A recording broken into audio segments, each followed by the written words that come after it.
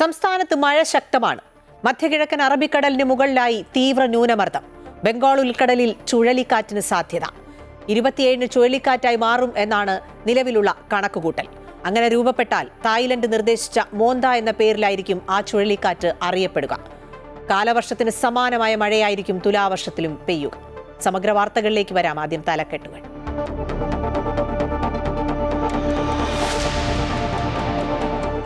മുന്നണി മറികടന്നൊരൊപ്പ്. PM ശ്രീ പദ്ധതിയിൽ കേരളം ഭാഗമായതിൽ നിലപാട് കടുപ്പിച്ച് CPI. മുന്നണി പാലിക്കേണ്ട സാമാന്യ മര്യാദകൾ പാലിക്കണം. നിർബന്ധമായും അത് CPI പറയും. CPIയെ ഇരുട്ടിൽ നിർത്തി തീരുമാനമെടുക്കാനാകില്ലെന്ന് ബിനോയ് വിശ്വം. PM ശ്രീയിൽ നടന്നത് മുന്നണി മര്യാദ ലംഘനമെന്നും കരാർ റദ്ദാക്കണമെന്നും CPI സംസ്ഥാന സെക്രട്ടറി. അനുനയ നീക്കവുമായി CPM. പരിഹരിക്കാവുന്ന പ്രശ്നങ്ങളെ ഉള്ളൂവെന്ന് MV ഗോവിന്ദൻ. തന്ത്രപരമായ തീരുമാനമെന്നും പാഠ്യപദ്ധതി മാറില്ലെന്നും വിദ്യാഭ്യാസ മന്ത്രി.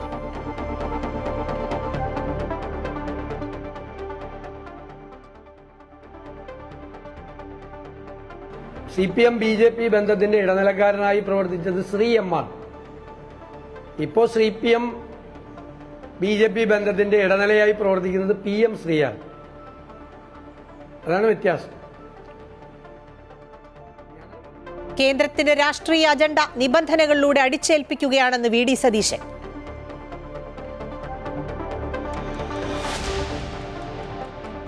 കട്ടതെല്ലാം വിറ്റു. ശബരിമലയിലെ സ്വർണം ഉണ്ണികൃഷ്ണൻ പോറ്റി ബെല്ലാരിയിലെ വ്യാപാരിക്ക് വിറ്റതായി സൂചന. തെളിവെടുപ്പിനായി പോറ്റിയെ ബംഗളൂരുവിലും ചെന്നൈയിലും ബെല്ലാരിയിലും എത്തിക്കും. ഉദ്യോഗസ്ഥ തലത്തിൽ കൂടുതൽ അറസ്റ്റിന് സാധ്യത. ശബരിമലയിലെ സ്വർണ്ണക്കൊള്ളയിൽ പ്രതിഷേധിച്ച് തലസ്ഥാനത്ത് BJPയുടെ രാപകൽ സമരം.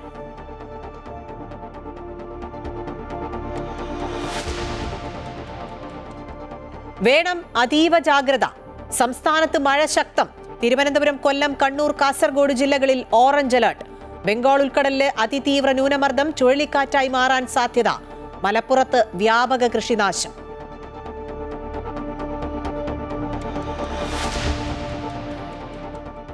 നിതീഷും തേജസ്വിയും നേർക്കുനേർ. ബീഹാറിൽ നിതീഷ് കുമാറിന്റെ നേതൃത്വത്തിൽ NDA റെക്കോർഡ് ഭൂരിപക്ഷത്തോടെ അധികാരത്തിൽ തുടരുമെന്ന് പ്രധാനമന്ത്രി. തെരഞ്ഞെടുപ്പ് പ്രചാരണത്തിനായി മോദി ബീഹാറിൽ. ദേശീയ നേതാക്കളെ സംസ്ഥാനത്തേക്ക് എത്തിച്ച് കോൺഗ്രസും BJPയും. മഹാസഖ്യം ചൊവ്വാഴ്ച പ്രകടന പത്രിക പുറത്തിറക്കും.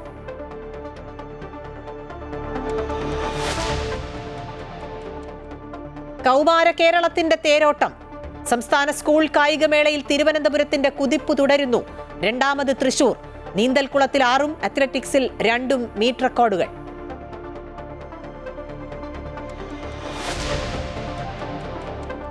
പരസ്യം തകർത്ത ബന്ധം. കാനഡയുമായുള്ള വ്യാപാര ചർച്ചകൾ അവസാനിപ്പിക്കുന്നുവെന്ന് US പ്രസിഡന്റ് ഡൊണാൾഡ് ട്രംപ്. ട്രംപിനെ ചൊടിപ്പിച്ചത് വിദേശ ഉൽപ്പന്നങ്ങൾക്കെതിരായ തീരുവകളെ വിമർശിക്കുന്ന കാനഡയുടെ പരസ്യം.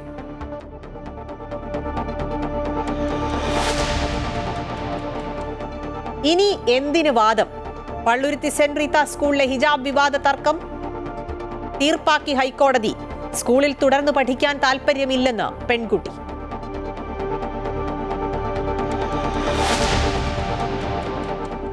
കരുതൽ കാത്തു. ഡൽഹിയിൽ ചാവേർ ഭീകരാക്രമണ ശ്രമം തകർത്ത് പോലീസ്. ISISലെ 2 പേർ പിടിയിൽ. വൻ ആയുധശേഖരം കണ്ടെടുത്തു. ഉത്തരേന്ത്യൻ സംസ്ഥാനങ്ങളിൽ ജാഗ്രതാ നിർദ്ദേശം.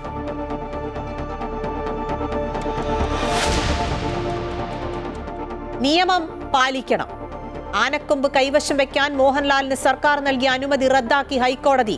നടപടിക്രമം പാലിച്ച് പുതിയ വിജ്ഞാപനം പുറപ്പെടുവിക്കാൻ സർക്കാരിന് നിർദ്ദേശം.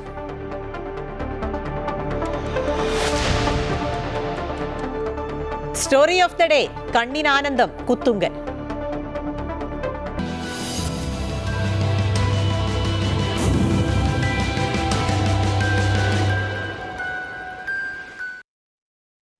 കഴിഞ്ഞ ദിവസങ്ങളിലൊക്കെ കണ്ടതുപോലെ തന്നെ PM ശ്രീ പദ്ധതിയിൽ ഇടതുമുന്നണിയിൽ അസാധാരണ പൊട്ടിത്തെറിക്കാണ് ഇന്നും ഒരു സാക്ഷ്യം വഹിക്കേണ്ടി വന്നത്. CPIയുടെ കടുത്ത എതിർപ്പ് അവഗണിച്ച് PM ശ്രീ പദ്ധതിയുമായി മുന്നോട്ടു പോകാനാണ് CPM സംസ്ഥാന സെക്രട്ടേറിയറ്റിൽ തീരുമാനമായത്. മുന്നണി മര്യാദകളുടെ ലംഘനമാണിതെന്നും സർക്കാരിന് എന്തും കൂട്ട ഉത്തരവാദിത്വമുള്ളതാണെന്നും CPI ആഞ്ഞടിക്കുന്ന കാഴ്ചയാണ് കണ്ടത്. മുന്നണിയിൽ തർക്കമില്ലെന്നും ചർച്ച ചെയ്ത് പ്രശ്നങ്ങൾ പരിഹരിക്കുമെന്നൊക്കെ സംസ്ഥാന സെക്രട്ടറി എം വി ഗോവിന്ദൻ പറഞ്ഞാലും അത് അത്രത്തോളം പ്രാവർത്തികമായില്ല എന്നാണ് ഇന്ന് ബിനോയ് വിശ്വത്തിന്റെയും എം വി ഗോവിന്ദന്റെയും പ്രതികരണങ്ങളിൽ നിന്ന് മനസ്സിലാക്കുന്നത്. കാണാം ആ പ്രതികരണങ്ങൾ. ഗവൺമെന്റ് മുന്നണി പാലിക്കേണ്ട സാമാന്യ മര്യാദകൾ പാലിക്കപ്പെട്ടു. നിർബന്ധമായും അത് CPI പറയുന്നു. അതുകൊണ്ടാണ് CPI പറഞ്ഞത് ഇത് മുന്നണി മര്യാദകളുടെ ലംഘനമാണ്. അതുകൊണ്ടാണ് CPI പറഞ്ഞത് NEP-യിലേക്ക് ചാടും മുമ്പ് 2 വട്ടം ചിന്തിക്കണമെന്ന്. അതിപ്പോഴും CPI പറയുന്നു. ഞങ്ങളെ സംബന്ധിച്ചിടത്തോളം ഞങ്ങൾ നയപരമായിട്ട് അന്നും ഇന്നും ഇനി നാളെയും ഈ PM ശ്രീ പദ്ധതിയുടെ ഭാഗമായിട്ടുള്ള നിബന്ധനകൾക്കെതിരാണ്. എല്ലാ മേഖലയിലും ഗവൺമെന്റ് കേരളത്തിന് നൽകേണ്ടുന്ന പണം തരാതിരിക്കുന്നു. അത് ചെറിയ രീതിയിലുള്ളതല്ല, ആയിരക്കണക്കിന് കോടി. ഇപ്പോൾ ധനകാര്യ വകുപ്പ് മന്ത്രി പറഞ്ഞ പോലെ 8000-ഓളം കോടി ഉറുപ്പിക നമ്മുടെ നെല്ല് സംഭരിച്ചത് ഉൾപ്പെടെയുള്ള പൈസ തരാതിരിക്കുന്നു. ഓരോ നിബന്ധന വെച്ചുകൊണ്ടാണ്. അപ്പോൾ ഇതെല്ലാം വെച്ചുകൊണ്ടുള്ള ശക്തിയായ നിലപാടാണ് കേന്ദ്ര ഗവൺമെന്റ് സംസ്ഥാനങ്ങൾക്കെതിരായിട്ട് ഒരുതരം സാമ്പത്തിക ഉപരോധം പോലെ ചെയ്തുകൊണ്ടിരിക്കുന്നത്. PM ശ്രീയിൽ ഒപ്പിട്ടത് കേന്ദ്രത്തിൽ നിന്ന് ഫണ്ട് കിട്ടാനുള്ള തന്ത്രപരമായ നീക്കമെന്നാണ് വിദ്യാഭ്യാസ മന്ത്രി പ്രതികരിച്ചത്. അങ്ങനെ തന്ത്രപരമായ നീക്കം നടത്തി മുന്നോട്ട് പോവുകയാണോ ഈ പദ്ധതി? മുന്നണിയിൽ ചർച്ച ചെയ്യാതെ ഒരു പദ്ധതിയിൽ ഒപ്പിടാൻ സംസ്ഥാന സർക്കാരിന് കഴിയുമോ എന്നുള്ള ചോദ്യമൊക്കെ ഉയരുന്നുണ്ട്. അതേസമയം കേന്ദ്രത്തിന്റെ രാഷ്ട്രീയ അജണ്ട നിബന്ധനകളിലൂടെ അടിച്ചേൽപ്പിക്കുകയാണെന്നും നേരത്തെ CPM-ന്റെയും BJP-യുടെയും ഇടനിലക്കാരൻ ശ്രീ എം ആയിരുന്നെങ്കിൽ ഇപ്പോൾ അത് PM ശ്രീയാണെന്നുള്ള തരത്തിലുള്ള പ്രതികരണമാണ് VD സതീശൻ നടത്തിയത്. കാണാം ആ പ്രതികരണങ്ങൾ കൂടി. ആരോടും ആലോചിക്കാതെ ഒറ്റയ്ക്കൊരു പാർട്ടി ഒരു മുന്നണി ഭരിക്കുമ്പോൾ മുന്നണിയിലെ ഘടകകക്ഷികളും മന്ത്രിമാരുമായിട്ട് പോലും ആലോചിക്കാതെ, പ്രതിപക്ഷമായിട്ട് പോലും ആലോചിക്കാതെ ഇങ്ങനെ ഒരു ഏകപക്ഷീയമായ തീരുമാനമെടുത്ത് ഇത് മുഖ്യമന്ത്രി പോയി പ്രധാനമന്ത്രിയെ കണ്ട് അവരുടെ ഒരു രാഷ്ട്രീയമായ ഒത്തുചേരലിന്റെ ഭാഗം കൂടിയായിട്ടാണ് ഈ പദ്ധതിയിൽ ചേരാൻ വേണ്ടിയിട്ടുള്ള ഈ തീരുമാനം. ലോകത്തെമ്പാടും മാറിക്കൊണ്ടിരിക്കുന്ന വിദ്യാഭ്യാസ സമ്പ്രദായം ഉണ്ടെന്നിപ്പോൾ പല രീതിയിലുള്ള വിദ്യാഭ്യാസ സമ്പ്രദായമുണ്ട്.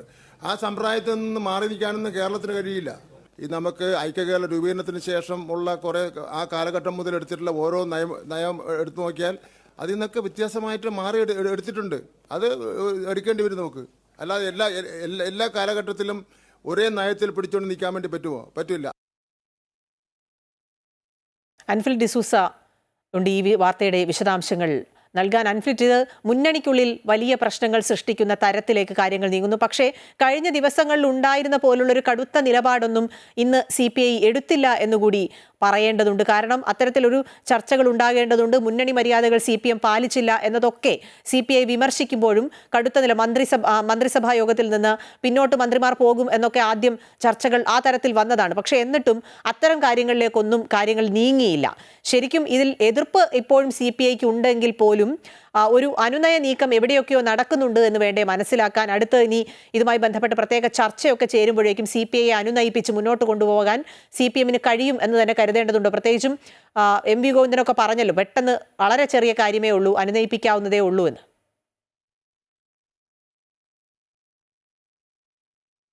അഖില, തീർച്ചയായും ഒരു കടുത്ത തീരുമാനത്തിലേക്കാണ് CPI പോയിരിക്കുന്നത്. അസാധാരണമായ, അതായത് ഈ രണ്ടാം പിണറായി സർക്കാരിൻ്റെ കാലത്ത് മുന്നണിയിലൊന്നും സംഭവിക്കാത്ത രീതിയിൽ ഒരു അസാധാരണമായ ഒരു നിലപാടിലേക്കാണ് CPI തീരുമാനമെടുത്തിരിക്കുന്നത്. ഒരു പൊട്ടിത്തെറിയുടെ വക്കിലെത്തി നിൽക്കുകയാണ് മുന്നണിയിൽ CPI.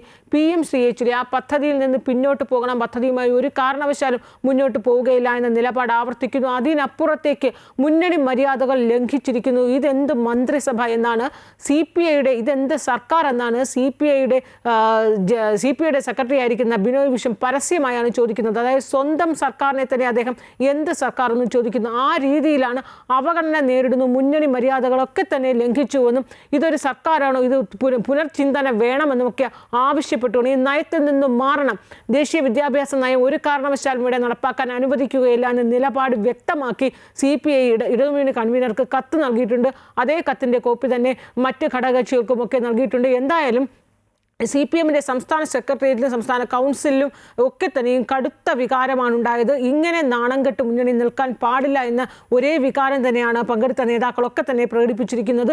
എന്തായാലും CPI ഇക്കാര്യത്തിൽ ഇനിയും സർക്കാരിന് 2 ദിവസം സമയം നൽകിയിരിക്കുകയാണ്, അല്ലെങ്കിൽ CPM-ന് സമയം നൽകിയിരിക്കുകയാണ്. ഇക്കാര്യത്തിൽ നയം മാറ്റി NEP നടപ്പാക്കാൻ അനുവദിക്കില്ല, അതിനപ്പുറത്തേക്ക് PMC ഒപ്പിട്ടതിൽ നിന്ന് പിന്മാറണമെന്നൊരു നിർദ്ദേശം മുന്നോട്ട് വയ്ക്കുന്നു.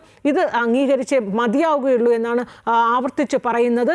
ഇതിൽ അന്തിമം അതല്ല എങ്കിൽ കടുത്ത തീരുമാനത്തിലേക്ക് CPIക്ക് പോകേണ്ടി വരും. അതുതന്നെയാണ് CPI സംസ്ഥാന സെക്രട്ടറി ബിനോയ് വിശ്വം വ്യക്തമാക്കുന്നത്. ഇതിൽ തീരുമാനമെടുക്കാൻ, നയപരമായ തീരുമാനമെടുക്കുന്നത് CPIയുടെ സംസ്ഥാന എക്സിക്യൂട്ടീവാണ്. നയപരമായ തീരുമാനം എക്സിക്യൂട്ടീവ് എടുക്കുന്നു. ഇതിനായി 27-ാം തീയതി ആലപ്പുഴയിൽ എക്സിക്യൂട്ടീവ് ചേരും, അതിൽ അന്തിമമായ തീരുമാനമെടുക്കും. അതിനു മുൻപ് ഒരു ചർച്ചയോ അല്ലെങ്കിൽ ഇടതുമുന്നണി യോഗം വിളിക്കുകയോ ആ രീതിയിൽ ഏതെങ്കിലും രീതിയിൽ ഒരു അനുനയ ചർച്ചയോ അനുനയ നീക്കമോ CPM-ന്റെ ഭാഗത്തു നിന്നുണ്ടാകുമെന്ന് പ്രതീക്ഷിക്കുന്നു. അങ്ങനെ ചർച്ച ചെയ്ത് ഒരു രീതിയിൽ അനുനയം ഉണ്ടാവുകയാണ്. പക്ഷെ അപ്പോഴും അനുനയം എന്നതുകൊണ്ട് ഉദ്ദേശിക്കുന്നത് ഈ പദ്ധതിയിൽ നിന്ന് പിന്നോട്ട് പോകണമെന്ന് തന്നെ നിലപാടിൽ ഉറച്ചു നിൽക്കുകയാണ് CPI. മറുഭാഗത്ത് CPM ആ പദ്ധതിയുമായി മുന്നോട്ട് പോകും. കാരണം അപ്പോൾ ലഭിക്കാവുന്ന ഫണ്ടിനെ ചൊല്ലിയുള്ള കണക്കുകളൊക്കെയാണ് CPM സംസ്ഥാന സെക്രട്ടറി ആയാലും ഒപ്പം തന്നെ വിദ്യാഭ്യാസ മന്ത്രി ആയാലും ഒക്കെ തന്നെ പറയുന്നത്. ആ ഫണ്ട് വിട്ടുകളയാൻ അവർ ഒരിക്കലും തയ്യാറല്ല. പക്ഷേ NEP ഇവിടെ നടപ്പാക്കുകയില്ല എന്നവർ ഉറപ്പ് നൽകുകയും ചെയ്യുന്നു. പക്ഷേ MOU ഒപ്പിട്ട ഒരു സാഹചര്യത്തിൽ ആ NEP ദേശീയ വിദ്യാഭ്യാസ നയം നടപ്പാക്കാതെ ഏത് രീതിയിലാകും മുന്നോട്ട് പോകാൻ കഴിയുക എന്നൊരു ചോദ്യവും ബാക്കി നിൽക്കുകയാണ്. പക്ഷേ ഇക്കാര്യത്തിൽ ഒരു ചർച്ച വേണം. മുഖ്യമന്ത്രിയാകട്ടെ വിദേശത്താണ്, ഒമാനിൽ നിന്ന് മുഖ്യമന്ത്രി 26-ാം തീയതി മാത്രമേ മടങ്ങി വരികയുള്ളൂ. മുഖ്യമന്ത്രി മടങ്ങി വന്നതിന് ശേഷം മാത്രമേ ഇവിടെ ഇടതുമുന്നണി ചേരുകയോ അക്കാര്യത്തിൽ തീരുമാനത്തിലൊക്കെ എത്തുവാൻ സാധ്യമാവുകയുള്ളൂ. അങ്ങനെയെങ്കിൽ 27-ാം തീയതി ആലപ്പുഴയിൽ ഇവർ യോഗവും ചേരുകയാണ്.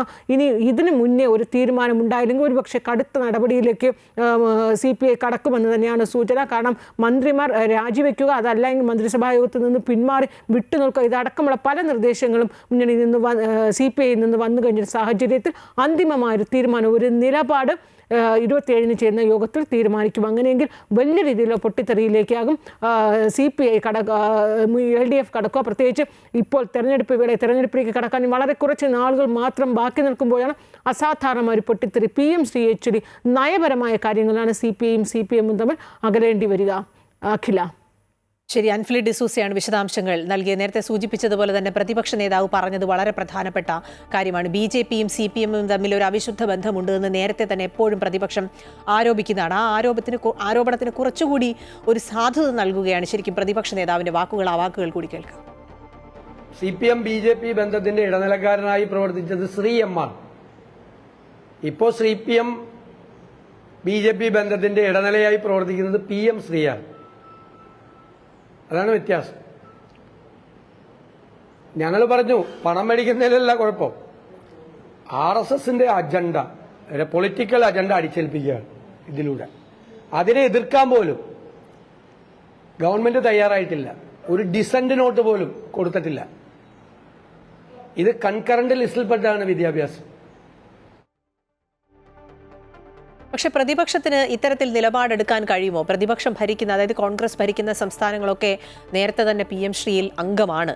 ആകെ കേരളവും തമിഴ്നാടും പശ്ചിമ ബംഗാളും മാത്രമാണ് ഇതുവരെ ആ പദ്ധതിയിൽ അംഗമാകാതിരുന്നത്. ഇതിപ്പോൾ കേരളം കൂടി അംഗമായി ആ 2 സംസ്ഥാനങ്ങൾ മാത്രമായി മാറുകയാണ്. പക്ഷെ പ്രതിപക്ഷത്തിന് ഇത്തരത്തിൽ പറയാനുള്ള ഒരു വോയിസ് ഉണ്ടോ എന്നുള്ള ചോദ്യം കൂടി ഉയരുന്നുണ്ട്. അതിനെപ്പറ്റി പിന്നെ ഇനിയും ചർച്ചകൾ ഉയരേണ്ടതുണ്ട്. വിദ്യാഭ്യാസത്തിൽ വർഗീയതയും വാണിജ്യവൽക്കരണവും ആരോപിച്ചാണ് ഇടതുപക്ഷം രാഷ്ട്രീയവും നയപരവുമായി ഈ PM ശ്രീ എന്ന പദ്ധതിയെ എതിർത്തിരുന്നത്. ആ പദ്ധതിക്കാണ് ഇപ്പോൾ CPIയുടെ എതിർപ്പിനെ മറികടന്ന് CPM മുന്നോട്ട് പോയിരിക്കുന്നത്. കേരളത്തിൽ ഇപ്പോൾ മനമാറ്റം ഉണ്ടായി, നേരത്തെ സൂചിപ്പിച്ചതുപോലെ മനമാറ്റമൊക്കെ ഉണ്ടായി. തമിഴ്നാട് പക്ഷേ നിയമ പോരാട്ടം ഇപ്പോഴും തുടരുന്ന കാഴ്ചയാണ് കാണുന്നത്. ഈ പ്രതികരണങ്ങൾക്കൊക്കെ അപ്പുറം ഇന്ന് LDF കൺവീനർ ഒരു പ്രതികരണം നടത്തിയിരുന്നു. PM ശ്രീ കരാർ വിഷയത്തിൽ കൈമലർത്തുന്ന തരത്തിലുള്ളൊരു പ്രതികരണം. LDF-ൽ വിഷയം ചർച്ച ചെയ്തില്ല എന്ന് TP രാമകൃഷ്ണൻ സമ്മതിക്കുകയാണ്. ഫണ്ട് വാങ്ങുന്ന കാര്യത്തിൽ കൂടിയാലോചന നടത്തിയെന്ന് കൂടി അദ്ദേഹം പറഞ്ഞു വയ്ക്കും. PM ശ്രീ കരാറിൽ ഒപ്പുവെച്ചത് ഘടകകക്ഷികളോട് ആലോചിക്കാതെ എന്ന് സമ്മതിച്ച് LDF കൺവീനർ. PM ശ്രീക്കെതിരെ CPI പ്രതിഷേധമുയർത്തിയിട്ടും LDF-ൽ ചർച്ച ചെയ്തില്ലെന്ന് തന്നെയാണ് LDF കൺവീനർ TP രാമകൃഷ്ണൻ പറയുന്നത്. അതേസമയം കേന്ദ്ര ഫണ്ട് ലഭിക്കാൻ ചില കൂടിയാലോചനകൾ നടത്തിയെന്ന് അദ്ദേഹം പറഞ്ഞെങ്കിലും ഘടകകക്ഷികളോടാണോ എന്ന് വ്യക്തമാക്കിയില്ല. മുന്നണി യോഗത്തിൽ ഈ പ്രശ്നം ചർച്ചയ്ക്ക് വിധേയമാക്കും, നിലപാടുകൾ സ്വീകരിക്കും. ഈ ഒപ്പിട്ട് എന്ന് പറയുന്ന വ്യവസ്ഥകൾ എന്താണെന്ന് മനസ്സിലാക്കാതെ അത് സംബന്ധിച്ചുള്ള അഭിപ്രായ പ്രകടനം നടത്താൻ ഇപ്പോൾ എനിക്ക് സാധിക്കില്ല. PM3 കരാറിൽ ഏർപ്പെട്ടത് LDFിലെ ഘടകകക്ഷികളെ ബോധ്യപ്പെടുത്താതെയാണെന്ന CPI വാദം അംഗീകരിക്കുന്നതായിരുന്നു LDF കൺവീനറുടെയും നിലപാട്. വിദ്യാഭ്യാസ വകുപ്പിലെ ഉദ്യോഗസ്ഥരാണ് കരാറിലേർപ്പെട്ടതെന്നും അദ്ദേഹം പറഞ്ഞു. PM3 വിഷയത്തിൽ കൂടുതൽ വിശദീകരണത്തിന് തനിക്ക് താൽപ്പര്യമില്ലെന്നാണ് വാർത്താ സമ്മേളനത്തിന്റെ തുടക്കം മുതൽ തന്നെ LDF കൺവീനർ എടുത്ത നിലപാട്. CPIയുടെ അഭിപ്രായങ്ങൾ കേൾക്കുമെന്ന് അദ്ദേഹം പറഞ്ഞെങ്കിലും കരാറിൽ ഏർപ്പെട്ടതിന് ശേഷം കേട്ടിട്ട് എന്ത് കാര്യമാണുള്ളതെന്ന ചോദ്യത്തിന് കൃത്യമായ മറുപടി ഉണ്ടായില്ല. നിങ്ങളിപ്പോൾ എത്ര സമ്മർദ്ദം ചെയ്തിട്ട് കഴിഞ്ഞാൽ ഇതിൻ്റെ അപ്പുറത്തൊരു പ്രശ്നം എനിക്ക് പറയാനില്ല. എന്നെ വിളിച്ച് ചോദിച്ചവരോടെല്ലാം ഞാൻ പറഞ്ഞിട്ടുണ്ട്, എനിക്ക് ഇത്രയേ പറയാനുള്ളൂ. അപ്പോൾ അത് ഇവിടുന്ന് ഇങ്ങനെ പറഞ്ഞാൽ മതി എന്ന് പറഞ്ഞുകൊണ്ട് ഞാൻ ഇവിടെ നിന്ന് കാണാമെന്ന് വെച്ചത്. ഇല്ല, ഞാൻ കാണില്ല. അപ്പോൾ അതുകൊണ്ട് ഞാൻ ബാക്കി കാര്യങ്ങൾ ഇത് പരിശോധിച്ചതിന് ശേഷം ഞാൻ പറയാം. അത്രേ പറയാൻ കഴിയുള്ളൂ. ഇതിനെപ്പറ്റി എനിക്ക് ചർച്ച വേണ്ട. PM3 വിഷയം വിശദമായി പഠിച്ച ശേഷമേ പ്രതികരിക്കാൻ കഴിയുകയുള്ളൂവെന്നും ഇതേക്കുറിച്ച് തനിക്ക് കൂടുതൽ അറിവില്ലെന്നും പറഞ്ഞ് LDF കൺവീനർ കൈമലർത്തി. അമൃത ന്യൂസ്, കോഴിക്കോട്. ഈ CPI സംസ്ഥാന നേതൃത്വം കേന്ദ്ര നേതൃത്വത്തിന് PM3യുമായി ബന്ധപ്പെട്ട് ഒരു കത്ത് അയച്ചിട്ടുണ്ട്. PM3യിൽ ഒപ്പിട്ടതിന് പിന്നിൽ വലിയ ഗൂഢാലോചനയുണ്ട് എന്നാണ് കത്തിൽ ബിനോയ് വിശ്വം പറയുന്നത്. ജനറൽ സെക്രട്ടറി D രാജയ്ക്ക് അയച്ച കത്തിലാണ് ഇത്തരത്തിൽ ഗുരുതരമായ ആരോപണം ഉയർത്തുന്നത്. മുന്നണി മര്യാദകൾ ലംഘിച്ചുവെന്ന് ബിനോയ് വിശ്വം നേരിട്ട് തന്നെ മാധ്യമങ്ങളോട് പറഞ്ഞതാണ്. അതേ കാര്യം തന്നെ ഈ കത്തിലും പരാമർശിച്ചിട്ടുണ്ട്. വിദ്യാഭ്യാസ മന്ത്രി ഏകപക്ഷീയമായി ചില തീരുമാനങ്ങൾ എടുത്തുവെന്നും ധാരണാപത്രം ഒപ്പിട്ടതിലൂടെ LDFന്റെ കേന്ദ്ര സർക്കാരിനെതിരായ പോരാട്ടം ദുർബലപ്പെട്ടതായും കത്തിൽ ബിനോയ് വിശ്വം ചൂണ്ടിക്കാട്ടുന്നു. രാഷ്ട്രീയ നേതാക്കളുടെയൊക്കെ പലതരത്തിലുള്ള പ്രതികരണങ്ങൾ ഈ PM3യുമായി ബന്ധപ്പെട്ട് നമ്മൾ കഴിഞ്ഞ ദിവസങ്ങളിലൊക്കെ കേട്ടു. അതിൻ്റെ കൂടുതൽ ഒരു മൂർച്ചയുള്ള വാക്കുകൾ ഇന്നും കേട്ടു. പക്ഷെ സാധാരണക്കാർക്കും ഇതുമായി ബന്ധപ്പെട്ട് പലതും പറയാനുണ്ടാവും. ചില പ്രതികരണങ്ങൾ കൂടി കേൾക്കാം. കേന്ദ്രത്തിൻ്റെ പുതിയ വിദ്യാഭ്യാസ നയം കേരളത്തിലേക്ക് കൊണ്ടുവരുന്നതിൽ CPM എടുത്ത പങ്ക് വളരെ തെറ്റാണെന്നാണ് എനിക്ക് തോന്നുന്നത്. കാരണം ഒരു കൂട്ട ഘടകകക്ഷികൾ കൂടിയിട്ടുള്ളതാണ് ഇവിടുത്തെ ഭരണകക്ഷി പരസ്പരം വാശി പിടിച്ചും തർക്കിച്ചും പറഞ്ഞ് ബഹുജനങ്ങളുടെ, പ്രത്യേകിച്ച് നമ്മുടെ യുവതയുടെ, വിദേശത്ത് തൊഴിൽ തേടി പോകുന്ന ചെറുപ്പക്കാരുടെ സാഹചര്യങ്ങളാണ് ഇവർ രാഷ്ട്രീയമായി കളിച്ചുകൊണ്ട് നഷ്ടപ്പെടുത്തുന്നത്.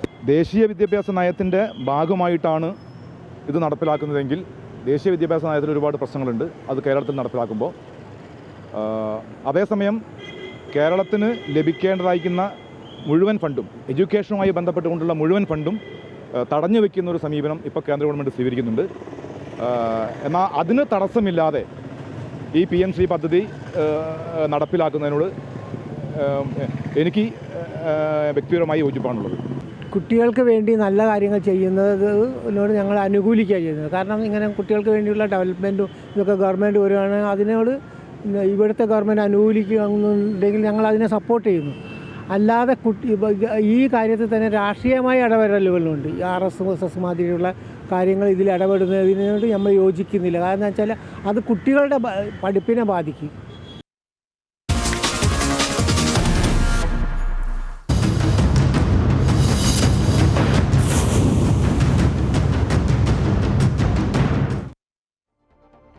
ശബരിമല സ്വർണ്ണക്കള്ളയുമായി ബന്ധപ്പെട്ട് SIT നടത്തുന്ന അന്വേഷണത്തിൽ ഓരോ ദിവസവും പുറത്തു വരുന്നത് പുതിയ നിർണായകമായ വെളിപ്പെടുത്തലുകൾ, കണ്ടെത്തലുകളാണ്.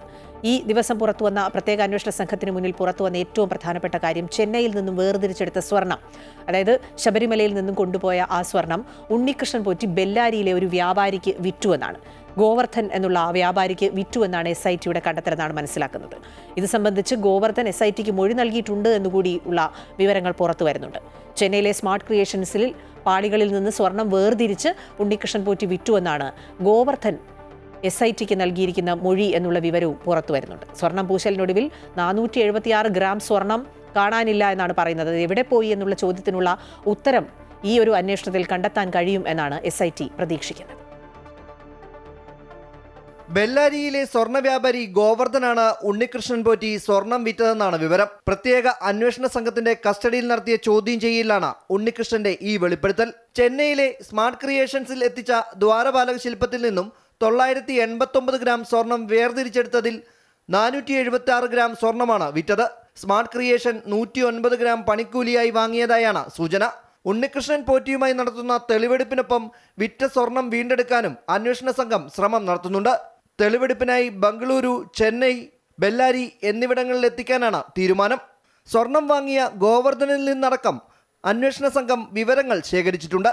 ഉണ്ണികൃഷ്ണന് വേണ്ടി കൽപേഷാണ് സ്മാർട്ട് ക്രിയേഷനിൽ നിന്നും സ്വർണം കൊണ്ടുപോയതെന്ന സ്മാർട്ട് ക്രിയേഷൻ CEO അന്വേഷണ സംഘത്തിന് മൊഴി നൽകിയിരുന്നു. പോറ്റി വിൽപ്പന നടത്തിയ സ്വർണവും സ്മാർട്ട് ക്രിയേഷനിൽ പണിക്കൂലിയായി എടുത്ത സ്വർണവും വീണ്ടെടുക്കുകയാണ് പ്രത്യേക അന്വേഷണ സംഘത്തിന്റെ ഇനിയുള്ള ദൗത്യം. അതേസമയം മുരാരി ബാബുവിന് പിന്നാലെ കേസിൽ കൂടുതൽ ഉദ്യോഗസ്ഥരുടെ അറസ്റ്റ് ഉണ്ടായേക്കുമെന്നാണ് സൂചന. ഉണ്ണികൃഷ്ണനും മുരാരി ബാബുവും കൂടാതെ 8 പേരാണ് അന്വേഷണ സംഘത്തിന്റെ പ്രതിപട്ടികയിലുള്ളത്. ദേവസ്വം ബോർഡ് മുൻ ഉദ്യോഗസ്ഥരുടെ വീടുകളിൽ അന്വേഷണ സംഘം പരിശോധന നടത്തി. വരും ദിവസങ്ങളിൽ ഇവരെ ചോദ്യം ചെയ്യലിനായി വിളിപ്പിച്ച ശേഷം പങ്ക് വ്യക്തമാവുകയാണെങ്കിൽ അറസ്റ്റ് രേഖപ്പെടുത്താനാണ് തീരുമാനം. അമൃത ന്യൂസ്, തിരുവനന്തപുരം. ശബരിമല സ്വർണ്ണക്കൊള്ള പുറത്തു വന്നപ്പോൾ തൊട്ട് പ്രതിഷേധവുമായി പ്രതിപക്ഷവും ഒപ്പം BJPയും രംഗത്ത് വരുന്ന കാഴ്ചകൾ കണ്ടു. യുവജന സംഘടനകളൊക്കെ വലിയ പ്രതിഷേധങ്ങൾ സെക്രട്ടേറിയറ്റിന് മുന്നിൽ നടത്തുന്നതും കണ്ടു. പ്രത്യേകിച്ച് BJPയുടെ യുവജന സംഘടനകളിലൊക്കെ ദിവസങ്ങളോളം ഓരോ ദിവസവും മാറി മാറി പ്രതിഷേധവുമായി എത്തി. ഇപ്പോൾ രാപകൽ സമരവുമായി BJP എത്തിയിരിക്കുകയാണ് തിരുവനന്തപുരം സെക്രട്ടേറിയറ്റിലേക്ക്. 2 ദിവസം നീണ്ടു നിൽക്കുന്ന രാപകൽ സമരവും ഉപരോധവുമാണ് BJP തിരുവനന്തപുരത്തെ സെക്രട്ടേറിയറ്റിന് മുന്നിൽ നടത്തുന്നത്. പ്രതിഷേധം BJP സംസ്ഥാന അധ്യക്ഷൻ രാജീവ് ചന്ദ്രശേഖറാണ് ഉദ്ഘാടനം ചെയ്തത്. ദേവിക ചന്ദ്രൻ ഈ വാർത്തയുടെ വിശദാംശങ്ങൾ നൽകും. ദേവിക, പ്രതിഷേധം ഏതൊക്കെ തരത്തിൽ കൊണ്ടുപോകാൻ കഴിയുമോ അങ്ങനെയൊക്കെ കൊണ്ടുപോകാനുള്ള ഒരു നീക്കമാണ് BJPയുടെ ഭാഗത്തു നിന്നുണ്ടായിരിക്കുന്നത്. പ്രത്യേകിച്ചും തെരഞ്ഞെടുപ്പൊക്കെ പടിവാതിൽക്കൽ വന്നു നിൽക്കുന്ന സമയത്ത് സർക്കാരിനെതിരെ ആഞ്ഞടിക്കാൻ കിട്ടിയ ഒരു ആയുധം എന്ന നിലയിൽ അതിനെ കൃത്യമായി BJP ഉപയോഗിക്കുന്നുവെന്ന് മനസ്സിലാക്കുന്നു. ഒപ്പം ഭക്തരുടെ ആ ഒരു താല്പര്യം കൂടി സംരക്ഷിക്കണമെന്നുള്ളൊരു ആവശ്യവും ഇതിൻ്റെ ഭാഗമായുണ്ട്. എങ്ങനെയാണ് ഈ രാപകൽ സമരം പുരോഗമിക്കുന്നത്? വിശദാംശങ്ങൾ.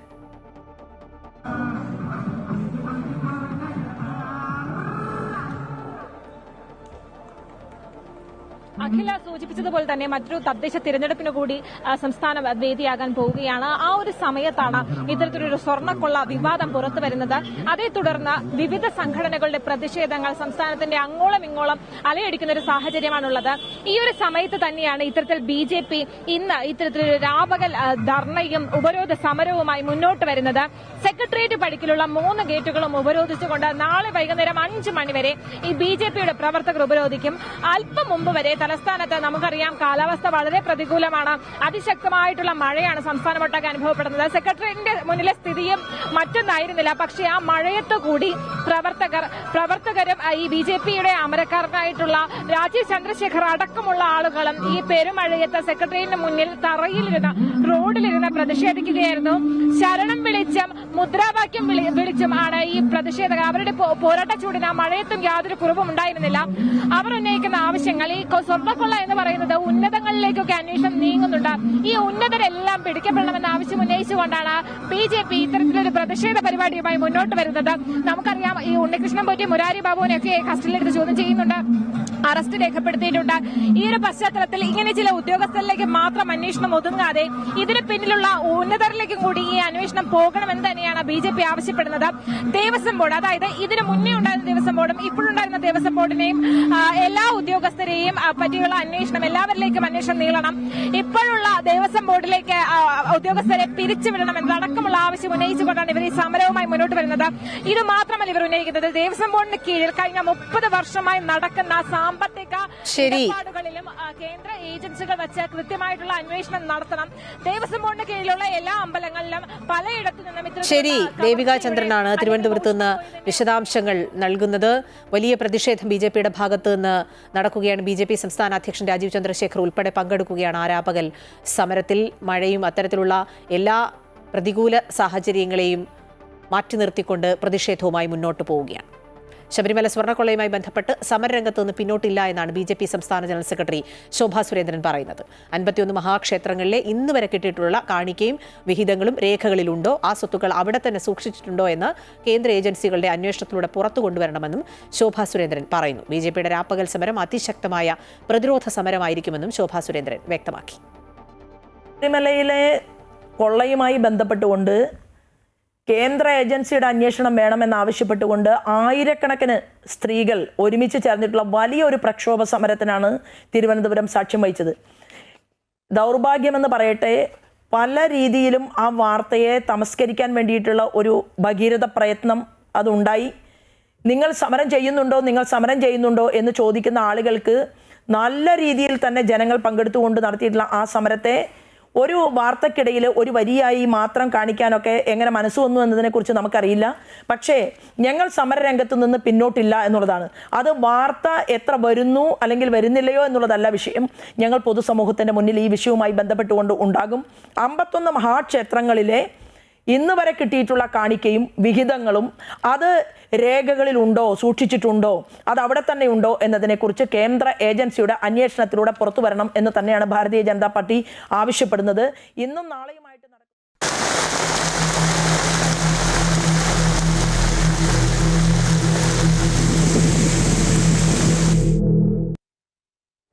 തുടക്കത്തിൽ സൂചിപ്പിച്ചതുപോലെ തന്നെ സംസ്ഥാനത്ത് മഴ ശക്തമായി പെയ്യുകയാണ്. വിവിധ ജില്ലകളിൽ മുന്നറിയിപ്പുകളൊക്കെ കാലാവസ്ഥാ നിരീക്ഷണ കേന്ദ്രം നൽകിയിട്ടുണ്ട്. തിരുവനന്തപുരം, കൊല്ലം, കണ്ണൂർ, കാസർഗോഡ് ജില്ലകളിൽ ഓറഞ്ച് അലേർട്ടാണ് ഉള്ളത്. ഒറ്റപ്പെട്ട ഇടങ്ങളിൽ അതിശക്തമായ മഴയ്ക്കുള്ള സാധ്യതയാണ് പറയുന്നത്. 115.6 മില്ലിമീറ്റർ മുതൽ 204.4 മില്ലിമീറ്റർ വരെ മഴ ലഭിക്കും എന്നുള്ളൊരു മുന്നറിയിപ്പാണ് നൽകുന്നത്. പത്തനംതിട്ട, ആലപ്പുഴ, കോട്ടയം, ഇടുക്കി, എറണാകുളം, മലപ്പുറം, കോഴിക്കോട്, വയനാട് ജില്ലകളിൽ യെല്ലോ അലർട്ടും പ്രഖ്യാപിച്ചിട്ടുണ്ട്. അതായത് ഒറ്റപ്പെട്ട ശക്തമായ മഴയാണ് ഉണ്ടാവുക. മഴ ശക്തമാകുന്ന സാഹചര്യത്തിൽ പൊതുജനങ്ങൾ ജാഗ്രത പാലിക്കണമെന്ന് സംസ്ഥാന ദുരന്ത നിവാരണ അതോറിറ്റിയും അറിയിച്ചിട്ടുണ്ട്. കേരള തീരത്ത് ഞായറാഴ്ച വരെ, കർണാടക, ലക്ഷദ്വീപ് തീരങ്ങളിൽ ചൊവ്വാഴ്ച വരെയും മത്സ്യബന്ധനത്തിന് വിലക്കും ഏർപ്പെടുത്തിയിട്ടുണ്ട്. തീരങ്ങളിലും അതിനോട് ചേർന്നുള്ള സമുദ്രപ്രദേശങ്ങളിലും 45 കിലോമീറ്റർ വരെ വേഗത്തിൽ കാറ്റ് വീശാനുള്ള സാധ്യതയും കാലാവസ്ഥാ നിരീക്ഷണ കേന്ദ്രം നൽകുന്നുണ്ട്.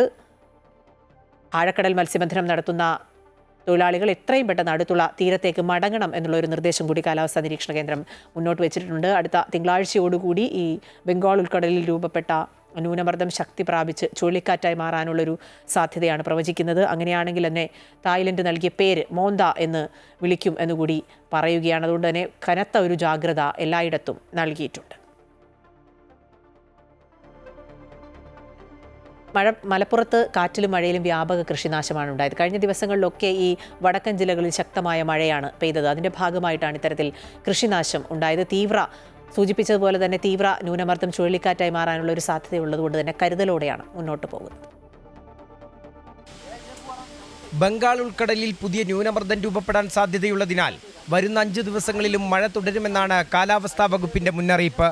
കടൽ പ്രക്ഷുബ്ധമായതിനാൽ 27-ാം തീയതി വരെ മത്സ്യത്തൊഴിലാളികൾ കടലിൽ പോകരുത് എന്നാണ് നിർദ്ദേശം. മലയോര തീരദേശ മേഖലകളിലുള്ളവരോട് പ്രത്യേക ജാഗ്രത പുലർത്താനും നിർദ്ദേശം നൽകിയിട്ടുണ്ട്. കാസർഗോഡ്, കണ്ണൂർ ജില്ലകളിൽ ഓറഞ്ച് അലർട്ട് പ്രഖ്യാപിച്ചു. മലപ്പുറം, പോത്തുങ്കൽ, പനങ്കയത്ത് ചുഴലിക്കാറ്റിൽ വ്യാപക കൃഷിനാശമുണ്ടായി. പ്രദേശത്തെ 1000-ഓളം വാഴകൾ നശിച്ചു. ഒരു വാഴയ്ക്ക് 300 രൂപയെങ്കിലും ചെലവാക്കിയ കർഷകർക്കാണ് വലിയ നഷ്ടം സംഭവിച്ചത്. ചുഴലിക്കാറ്റില് പോയതാണ് ഈ കണ്ട വാഴകൾ മുഴുവൻ. ഏകദേശം 950 വാഴകളോളം വെച്ചാണ്. ഇനി ഒരു 120, 130, 140 വാഴയേ ഉള്ളൂ ഇതിനകത്ത്. ബാക്കി മുഴുവൻ പോയി. അടുത്ത ഒരു 2 മാസം കഴിഞ്ഞാൽ വെട്ടാവുന്ന കൊലകളായി കിടക്കുന്നതല്ല. ഒരു 300 രൂപയോളം ഒരു വാഴയ്ക്ക് ചെലവ് വരുന്നത് വെട്ടാനാകുമ്പോഴത്തേക്ക്. അത്രയും ചെയ്തുണ്ടാക്കിയ ഒരു വാഴയാണ്. ലോണും കാര്യങ്ങളൊക്കെ ഉണ്ട്. അധികൃതർ സ്ഥലത്തെത്തി നാശനഷ്ടം വിലയിരുത്തിയിട്ടുണ്ട്. അടിയന്തര സഹായം നൽകണമെന്നാണ് കർഷകരുടെ ആവശ്യം. വർഷങ്ങളായി കപ്പകൃഷിയിലൂടെ കുടുംബജീവിതം മുന്നോട്ട് കൊണ്ടുപോകുന്ന ഗംഗാധരന്റെ കൃഷി വിളവെടുക്കാനിരിക്കെയാണ് മഴയിൽ നശിച്ചത്. തിരുവനന്തപുരം, കൊല്ലം, പത്തനംതിട്ട, കോട്ടയം, ആലപ്പുഴ, എറണാകുളം ജില്ലകളിൽ ഒറ്റപ്പെട്ട ഇടങ്ങളിൽ ഇടിമിന്നലോടുകൂടിയ ഇടത്തരം മഴയ്ക്കും മണിക്കൂറിൽ 50 കിലോമീറ്റർ വരെ വേഗതയിൽ ശക്തമായ കാറ്റിനും സാധ്യതയുണ്ടെന്നാണ് കാലാവസ്ഥാ വകുപ്പിന്റെ മുന്നറിയിപ്പ്. മറ്റെല്ലാ ജില്ലകളിലും ഒറ്റപ്പെട്ട ഇടങ്ങളിൽ നേരിയ മഴയ്ക്കും സാധ്യതയുണ്ടെന്ന് അറിയിച്ചു. അമൃത ന്യൂസ്, കോഴിക്കോട്.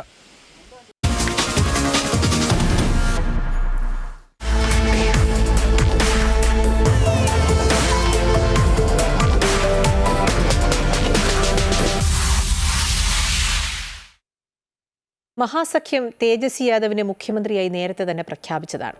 പക്ഷേ NDA അങ്ങനെ ഒരു മുഖ്യമന്ത്രി സ്ഥാനാർത്ഥിയെ ഉയർത്തിക്കാട്ടാതെയാണ് പ്രചരണത്തിൽ സജീവമായി തുടർന്നിരുന്നത്. ഇന്ന് പ്രധാനമന്ത്രി ബീഹാറിലേക്ക് എത്തിയതോടെ നിതീഷ് കുമാറിന്റെ പേരെടുത്തു പറഞ്ഞ് അദ്ദേഹം തെരഞ്ഞെടുപ്പിൽ പ്രചരണം നടത്തുന്ന കാഴ്ച. അതായത് തേജസ്വിയും നിതീഷ് കുമാറും നേർക്കുനേർ ബീഹാറിൽ ഏറ്റുമുട്ടുന്നു എന്ന് വേണം മനസ്സിലാക്കാൻ. തെരഞ്ഞെടുപ്പ് ആവേശം ബീഹാറിൽ അങ്ങനെ തുടരുകയാണ്. പ്രധാനമന്ത്രിയും എത്തിയതോടുകൂടി അതിൻ്റെ ഒരു ചൂട് കുറച്ചുകൂടി കൂടി എന്ന് വേണം പറയാൻ. തെരഞ്ഞെടുപ്പിൽ നിതീഷ് കുമാറിന്റെ നേതൃത്വത്തിൽ NDA റെക്കോർഡ് ഭൂരിപക്ഷം നേടി അധികാരത്തിൽ തുടരും എന്നാണ് പ്രധാനമന്ത്രി പറഞ്ഞത്. ചൊവ്വാഴ്ച പ്രകടന പത്രിക പുറത്തിറക്കി പ്രചാരണത്തിൽ കൂടുതൽ സജീവമാകാനാണ് മഹാസഖ്യത്തിന്റെ തീരുമാനം.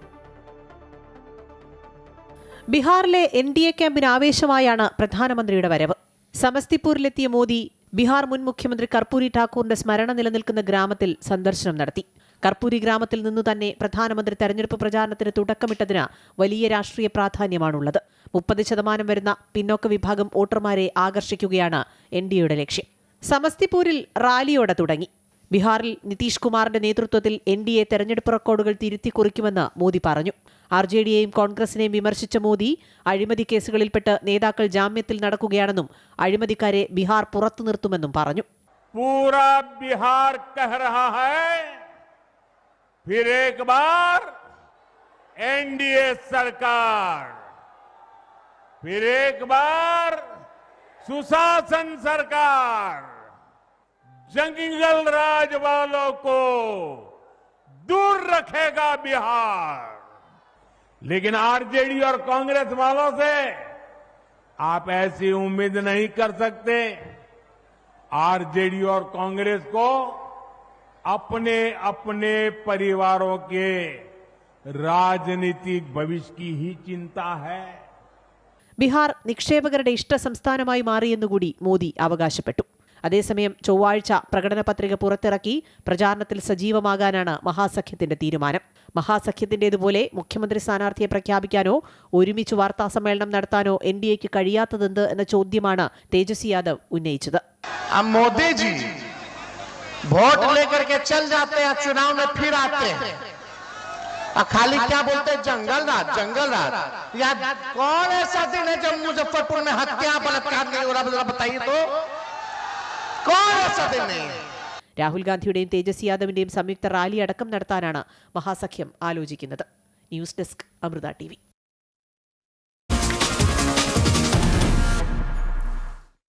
സൈന്യത്തിന്റെയും പോലീസിന്റെയും കരുതൽ വലിയൊരു ദുരന്തത്തിൽ നിന്ന് ഇന്ന് രാജ്യതലസ്ഥാനത്തെ രക്ഷിച്ച ഒരു വാർത്തയിലേക്കാണ് അടുത്ത്.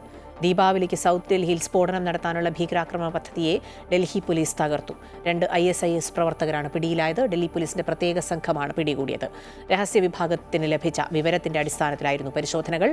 ഒരാൾ ഡൽഹി സ്വദേശി, മറ്റൊരാൾ മധ്യപ്രദേശ് സ്വദേശിയുമാണ് എന്നുള്ള വിവരമാണ് ഏറ്റവും ഒടുവിൽ പുറത്തുവന്നത്. ഇവരിൽ നിന്ന് വൻ ആയുധശേഖരവും സ്ഫോടക വസ്തുക്കളും കണ്ടെടുത്തിട്ടുണ്ട്. ഇരുവരും ചാവേറാകാനുള്ള പരിശീലനം ലഭിച്ചവരാണ് എന്നാണ് വിവരം. ഡൽഹി പാട്യാല ഹൗസ് കോടതിയിൽ ഹാജരാക്കിയ ഇവരെ 3 ദിവസത്തെ പോലീസ് കസ്റ്റഡിയിൽ വിട്ടു. ആഘോഷങ്ങളുടെ പശ്ചാത്തലത്തിൽ ഉത്തരേന്ത്യൻ സംസ്ഥാനങ്ങളിൽ വലിയ ജാഗ്രതയാണ് തുടരുന്നത്.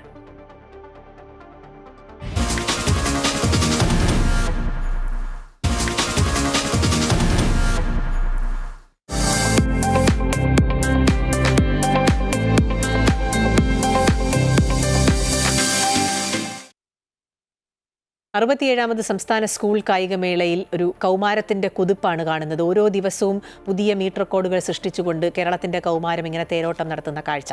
സംസ്ഥാന സ്കൂൾ കായികമേളയിൽ ആദ്യം സൂചിപ്പിച്ചതുപോലെ തന്നെ തലസ്ഥാനത്തിന്റെ കുതിപ്പാണ് തുടരുന്നത്. തൊട്ടുപിന്നിൽ തൃശ്ശൂരും 3ാം സ്ഥാനത്ത് കണ്ണൂരുമാണ്. അത്ലറ്റിക്സ് മത്സരങ്ങളിൽ പാലക്കാടും മലപ്പുറവും തമ്മിൽ ഇഞ്ചോടിഞ്ച് പോരാട്ടമാണ് നടന്നത്. അത്ലറ്റിക്സിൽ 2ഉം നീന്തലിൽ 6ഉം മീറ്റ് റെക്കോർഡുകൾ ഇന്ന് പിറന്നു. ഹൈജമ്പും ലോങ് ജമ്പും ഉൾപ്പെടെയുള്ള മത്സരങ്ങളാണ് നാളെ വരുന്നത്. അത്ലറ്റിക്സ് മത്സരങ്ങളുടെ 2ാം ദിനമായി ഇന്ന് പാലക്കാടിന്റെയും മലപ്പുറത്തിന്റെയും തേരോട്ടമാണ് ട്രാക്കിൽ കാണാൻ സാധിച്ചത്. സീനിയർ ബോയ്സ് 110 മീറ്റർ ഹഡിൽസിൽ നാവാമുകുന്ദ സ്കൂളിലെ ഫസലുൽ ഹക്കി CK റെക്കോർഡോടെ സ്വർണം സ്വന്തമാക്കി. ജൂനിയർ ഗേൾ ഡിസ്കസ് ത്രോയിൽ കാസർഗോഡിന്റെ സോന മോഹൻ റെക്കോർഡോടെ സ്വർണം നേടി. നാവാമുകുന്ദ സ്കൂളിലെ ആദിത്യ അജി സീനിയർ പെൺകുട്ടികളുടെ 100 മീറ്റർ ഹഡിൽസിലും സ്വർണം നേടി. ഇന്നലെ 100 മീറ്റർ ഓട്ട മത്സരത്തിൽ സ്വർണം നേടി വേഗമേറിയ താരമായി ആദിത്യ അജി മാറിയിരുന്നു. 2ാമത്തെ സ്വർണ്ണ നേട്ടമാണ് ആദിത്യ അജിക്കിത്. ഇതിലും നന്നായി ചെയ്യാൻ പറ്റുമെന്ന് പ്രതീക്ഷിച്ചു, പക്ഷെ പറ്റിയില്ല. എന്നാലും ഇതിൽ ഞാൻ സന്തോഷിക്കുന്നു. ആദ്യം ദൈവത്തിനോട് നന്ദി പറയുന്നു. എൻ്റെ കോച്ചസ്, പേരൻസ്, അവർക്കെല്ലാവർക്കും ഒരുപാട് നന്ദി. അവർക്ക് കാരണമാണ് ഇത് കിട്ടാൻ സാധിച്ചത്. 200 മീറ്റർ ബട്ടർഫ്ലൈയിൽ VN നിവേദ്യ, അമൃത അജി, S അന്മയ എന്നിവർ പുതുവേഗം കണ്ടെത്തി. 50 മീറ്റർ ഫ്രീ സ്റ്റൈലിൽ RS Vrinda, PJ Johan Julian, V Vishal എന്നിവരും റെക്കോർഡ് ബുക്കിൽ ഇടം കണ്ടെത്തി. SA അജൂഷി അവന്തിക ഇരട്ട റെക്കോർഡ് സൃഷ്ടിച്ചു. 50 മീറ്റർ ബാക്ക്, ഫ്രീ സ്റ്റൈൽ ഇനങ്ങളിലാണ് അവന്തിക റെക്കോർഡ് സൃഷ്ടിച്ചത്. 50 മീറ്റർ ബാക്ക് സ്ട്രോക്കിൽ K ദേവികയും പുതിയ റെക്കോർഡിന് ഉടമയായി. നീന്തൽ മത്സരങ്ങളിൽ തിരുവനന്തപുരം തന്റെ ആധിപത്യം ഉറപ്പിക്കുന്ന കാഴ്ചയ്ക്കാണ് ഇന്ന് കായികമേളയുടെ വേദി സാക്ഷിയായത്. അത്ലറ്റിക് മത്സരങ്ങളിൽ നിലവിൽ പാലക്കാടാണ് മുന്നിൽ, തൊട്ടുപിന്നിൽ മലപ്പുറവുമുണ്ട്. ഓവറോൾ പോയിന്റ് നിലയിൽ തിരുവനന്തപുരം 1ാം സ്ഥാനത്തും തൃശൂർ 2ാം സ്ഥാനത്തും കണ്ണൂർ 3ാം സ്ഥാനത്തുമാണ്. 1000-ലധികം പോയിന്റുകളായാണ് തിരുവനന്തപുരം 1ാം സ്ഥാനത്ത് ആധിപത്യം തുടരുന്നത്. 2ാം സ്ഥാനത്തുള്ള തൃശൂർ ബഹുദൂരം പിന്നിലാണ്. ലോങ് ജമ്പ്, ഹൈ ജമ്പ് മത്സരങ്ങളുടെ ഫൈനലുകൾ ഉൾപ്പെടെ നിരവധി മത്സരങ്ങളാണ് നാളെ നടക്കുക. വൈകുന്നേരങ്ങളിൽ മഴ മത്സരങ്ങൾ തടസ്സപ്പെടുത്തിയെങ്കിലും മഴയ്ക്ക് ശേഷം വീണ്ടും തുടരുകയായിരുന്നു. അമൃത ന്യൂസ്, തിരുവനന്തപുരം.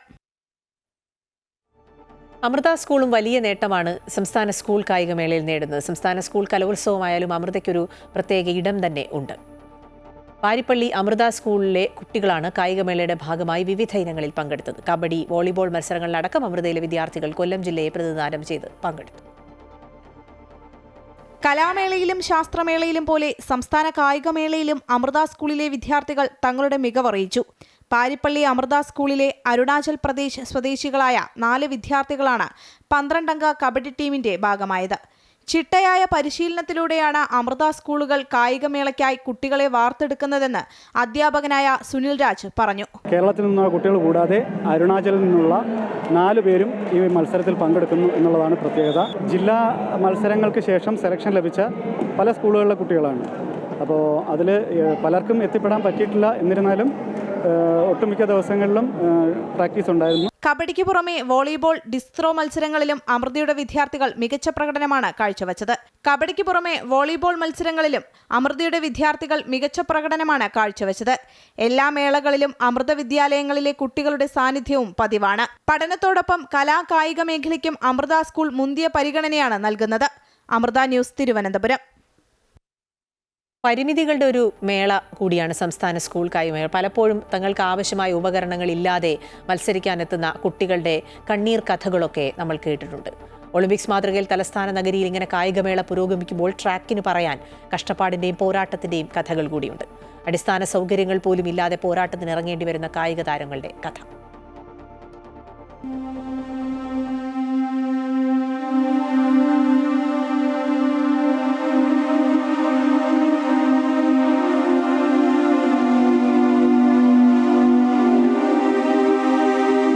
ഈ മുളന്തണ്ടിൽ സ്വപ്നങ്ങളിലേക്ക് ഉയർന്നു ചാടുകയാണിവർ. പോൾ വാൾട്ട് മത്സരത്തിനായി എത്തിയ മലപ്പുറം, പത്തനംതിട്ട, കാസർഗോഡ് ജില്ലകളിലെ കുട്ടികൾ. മികവുറ്റ പരിശീലകന് കീഴിൽ മാസങ്ങൾ നീണ്ട പരിശീലനത്തിന് ശേഷം എത്തുന്ന കായിക താരങ്ങൾക്ക് മുന്നിൽ കഴിവും ഇച്ഛാശക്തിയും കൈമുതലാക്കിയാണ് ഇവരുടെ പോരാട്ടം. പരിമിതികളിലും കായിക ലോകത്ത് തങ്ങളുടെ ഇടം നേടിയെടുക്കാൻ കുറച്ച് റിസ്ക്കാണ് മോളെ ചാടാൻ.